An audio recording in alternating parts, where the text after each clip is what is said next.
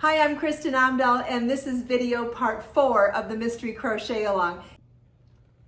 This is video part 4 for the Mystery Crochet Along for July 2024. If you have not watched videos parts 1 through 3, I highly recommend you do. That's where you'll learn how to do everything we've done so far. And believe it or not, in video part 4, we are not going to be crocheting. I'm going to be talking to you about how to work in your established growing pattern. So you may have already recognized the pattern so far. It's definitely in the same vibe as a granny square, but you're going to be,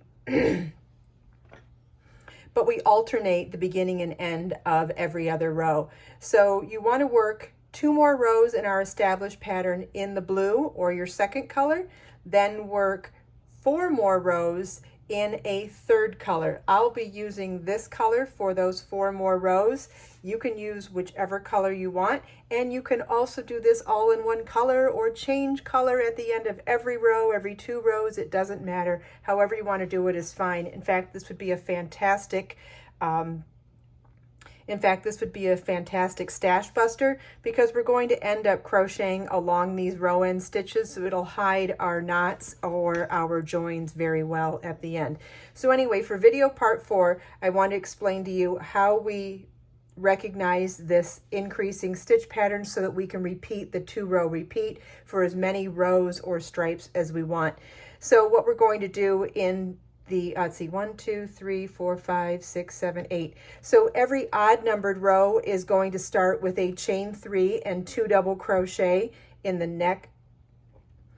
Every odd numbered row is going to start with a chain 3, which counts as a double crochet, and 2 double crochets in the chain 2 space. Then it's going to be chain 1, 3 double crochets in every chain 1 space across to the next corner, where it's chain 1, 3 double crochet, chain 3, 3 double crochet in the corner chain 3 space. Then it's going to be chain 1, 3 double crochet in the next chain 1 space, all the way across until we get to our next corner, where it's chain 1, 3 double crochet, chain 3 space in the next corner. Then it will be chain 1, 3 double crochet in the next chain 1 space, all the way across until we get to that chain 5 that was the beginning of the previous row or the previous even numbered row, where we'll work 2 double crochets in the chain 2 space portion, and then a double crochet in the third chain of the beginning chain 5 to count as our last double crochet. Then every odd numbered row going forward is going to be the same as this row here, where it's chain 3, which starts as our first double crochet, 2 double crochets in the first chain 3 space, 2 double crochets in the first chain 2 space, which would be worked here. Then it's going to be chain 1, then it's going to be chain 1, 3 double crochet in,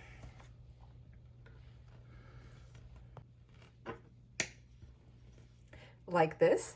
And then every even numbered row is going to start with a chain 5, which counts as a double crochet, chain 2, then work 3 double crochet in the then work 3 double crochet, chain 1 in each of the chain 1 spaces across to the next chain 3 corner, where you'll work 3 double crochet, chain 3, 3 double crochet, then chain 1, 3 double crochet in the next chain 1 space across to the next corner, where it's 3 double crochet, chain 3, 3 double crochet in the next corner, then chain 1, 3 double crochet in the next chain 1 space across, chain 2, skip the last 2 stitches, and double crochet in the top of the chain 3 at the beginning of the previous row.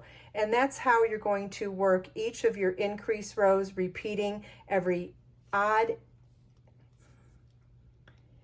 And so it ends up being a 2-row repeat. You're going to repeat the last 2 rows until you've done 2 rows in this color, and then 2 rows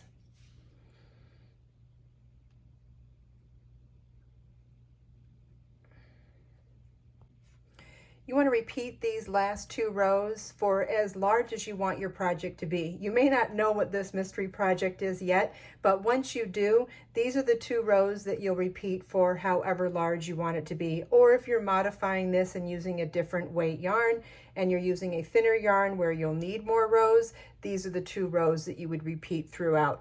I'm going to do 2 more rows in this color.